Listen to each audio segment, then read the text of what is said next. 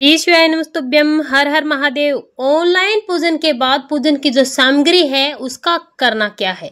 गेहूं है, कमलगट्टा है, काली मिर्च है, बेलपत्री है, समी पत्र है, तमाम सारी जो सामग्रियां हैं उनका आपको पूजन के बाद करना क्या है।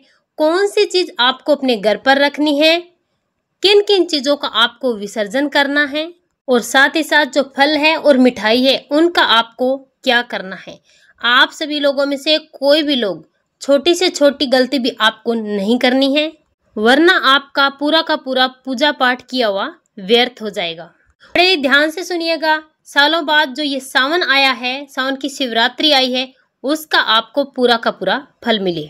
सावन शिवरात्रि का जो ऑनलाइन पूजन है वो पार्थिव शिवलिंग पर किया जाता है, और आप सभी लोगों ने भी पार्थिव शिवलिंग पर ही ऑनलाइन पूजन किया है।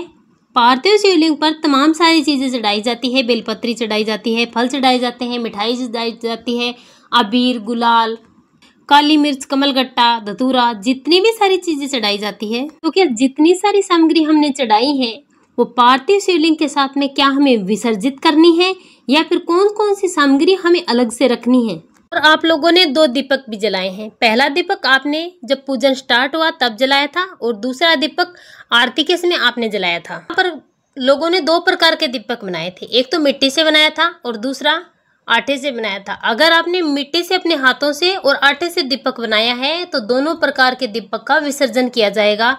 दोनों ही दीपक को आपको रखना नहीं है, लेकिन जो दीपक मार्केट में मिलता है बना बनाया, वो दीपक अगर आपने लिया है मिट्टी वाला तो उस दीपक का आपको विसर्जन नहीं करना है। इस दीपक को आप धुल करके अपने घर में रख सकते हैं, चाहे तो विसर्जन कर सकते हैं, लेकिन आप चाहें तो इसे धुल करके अपने घर में दोबारा से आप उपयोग कर सकते हैं। ये तो हो गई दीपक की बात। अब बात करते हैं सामग्री की। जितनी भी सामग्री आपने ली है, कमलगट्टा, धतूरा, काली मिर्च, काले तिल, गेहूं के दाने, चावल के दाने वगैरह वगैरह जो भी लिया है, तो उनमें से सबसे पहले बात करते हैं कमलगट्टे की।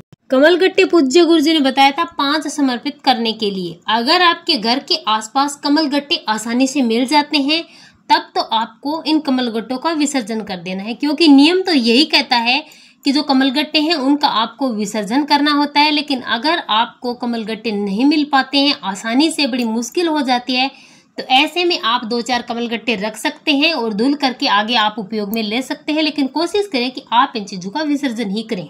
कमलगट्टे की बात तो हो गई। अब बात आती है, आपने काली मिर्च चढ़ाई है, आपने बेलपत्री चढ़ाई है, आपने काला तिल चढ़ाया, तो इन सारी चीजों का विसर्जन आपको करना है। लेकिन एक बात का विशेष ध्यान रखना, यहाँ पर पूज्य गुरुजी ने अपनी कथा में हजारों बार कहा है कि आपने जो 7 बेलपत्री ऑनलाइन पार्थिव शिवलिंग की पूजा में जो समर्पित की है, उसमें से 1 बेलपत्री आपको उठा करके अपनी मनोकामना कह करके आपको अपने घर में रख लेनी है, और बाकी 6 बेलपत्रियों का आपको विसर्जन कर देना है। तो गलती मत करना, सुनहरा मौका है अपनी मनोकामना को पूरा करने का। 1 बेलपत्री इनमें से आपको उठाकर अपने घर में रख लेनी है, और बाकी चीजों का आपको विसर्जन कर देना है। और बात आती है धतूरे की। धतूरा आपने समर्पित किया था, उसका भी आपको विसर्जन करना है। अगर आपको धतूरा नहीं मिल पाया और ऐसी स्थिति में आपने चावल समर्पित किया है, तो चाहे आपने धतूरा चढ़ाया है चाहे आपने चावल चढ़ाया है, दोनों ही चीजों का हर हाल में आपको पार्थिव शिवलिंग के साथ ही विसर्जन करना, और 6 की 6 बेलपत्री भी आपको पार्थिव शिवलिंग के साथ ही विसर्जित करनी है। और पूज्य गुरुजी ने बताए थे 21 गेहूं के दाने, 21 में से 1 गेहूं का दाना आपको उठाना है, अपने अनाज के भंडार में रख देना है, या फिर किचन में आपको किसी भी कोने में रख देना है। नियम तो यही कहता है कि आपको अपने अनाज के भंडार में उस अनाज में रखना है। तो आप अगर इसे रख देते हैं तो आपके घर में कभी भी अनाज की कमी नहीं आती। सिर्फ और सिर्फ पूज्य गुरुजी ने गेहूं समर्पित करने के लिए बोला था, अन्य किसी भी चीज के लिए नहीं बोला था, दान के लिए भी नहीं बोला था। अनाज में अगर सबसे उत्कृष्ट मानी जाती है तो वो है गेहूं, और आपको गेहूं का 1 दाना जरूर रख देना है अपने अनाज के भंडार में या फिर किचन में। गलती नहीं करनी है और ना ही चूकना है। और अब है सबसे जरूरी चीज, सबसे जरूरी बात, जिसके बारे में सभी लोग प्रश्न पूछते हैं, और इसकी एक अलग से वीडियो भी हम बनाने वाले हैं, आप वहां पर जाकर भी देख सकते हैं। वो है मिठाई और फलों को लेकर के, कि मिठाई और फलों का आपको क्या करना है, विसर्जन करना है या फिर अलग से रखना है। मिठाई आप लेकर आए हैं बाजार से या फिर घर पर बनाइए, और पूज्य गुरुजी ने जो बोला कि मिठाई समर्पित कीजिए, तो आपने समर्पित भी की है।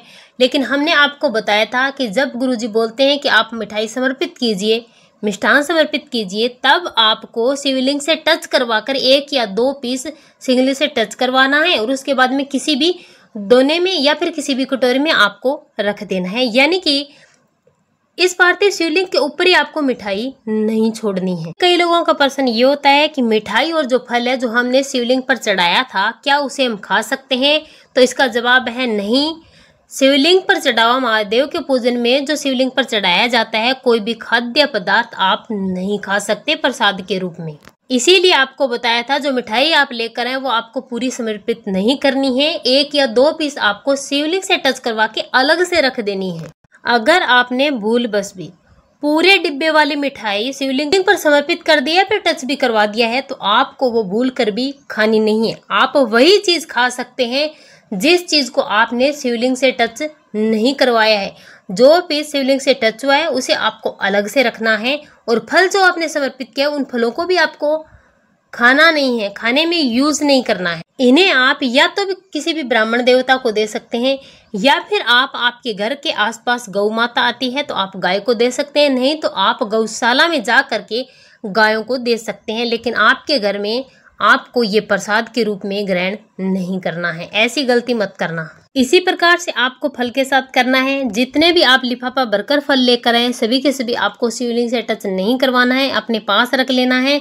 और जो 2, 4 या 5 फल आप समर्पित करने वाले हैं, जितने भी प्रकार के जो शिवलिंग से टच करवाएंगे उनको आपको अलग से रख लेना है, और इन्हें आपको उसी प्रकार से किसी भी ब्राह्मण देवता को या फिर गाय माता को या फिर गौशाला में जाकर के गाय माता को खिला देना है। मिठाई और फल दोनों का आपको सेम ही करना है, खुद यूज नहीं करना है। जो मिठाई और फल बच जाते हैं जिन्हें आपने शिवलिंग से टच नहीं करवाया है, लिफाफे, थैली और डिब्बे में जो चीजें हैं उन्हें आप ग्रहण कर सकते हैं, लेकिन शिवलिंग से टच करवाने के बाद आपको भूल बस भी इनको ग्रहण नहीं करना है। बात आती है कि आपने 108 चावल के दाने समर्पित किए थे, तो उनमें से भी आपको 108 में से कोई भी चावल का दाना अपने पास नहीं रखना है।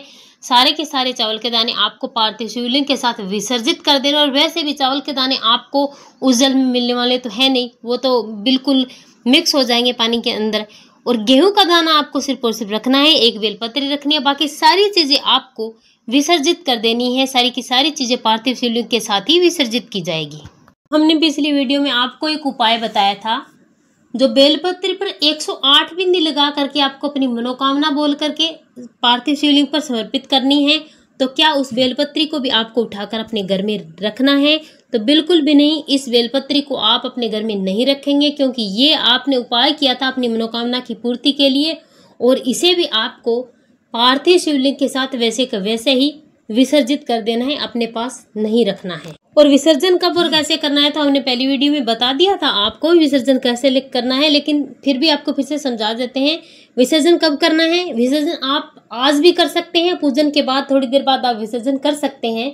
और सावन की जो शिवरात्रि है उस शिवलिंग को, पार्थिव शिवलिंग को आप पूरी रात रख सकते हैं। पूज्य गुरुजी ने बताया था जो शिवलिंग आप हर रोज बनाते हैं उसे आप नहीं रख सकते, इसीलिए आज की जो शिवलिंग है उसे आप रात भर रख सकते हैं। आप चाहें तो आज ही विसर्जन कर सकते हैं, और आप चाहें तो कल सुबह भी इसका विसर्जन कर सकते हैं। विसर्जन जैसे नदी, तालाब, कुआं, बावड़ी में किया जाता है। अगर ये आपके आसपास नहीं है तो आपको 1 बाल्टी में जल भरना है। जल आपको पूरी बाल्टी नहीं भरना है, आधी बाल्टी जल से करना है। इसमें आपको विसर्जन कर देना है, लेकिन विसर्जन आपको अपने घर में नहीं करना है। अपने घर के मुख्य द्वार के बाहर इस बाल्टी को रखना है, अपने सिर पर इस परात या थाली को उठाना है पार्थिव शिवलिंग वाली, और ले जाकर के आपको इसी जल में विसर्जन करना है।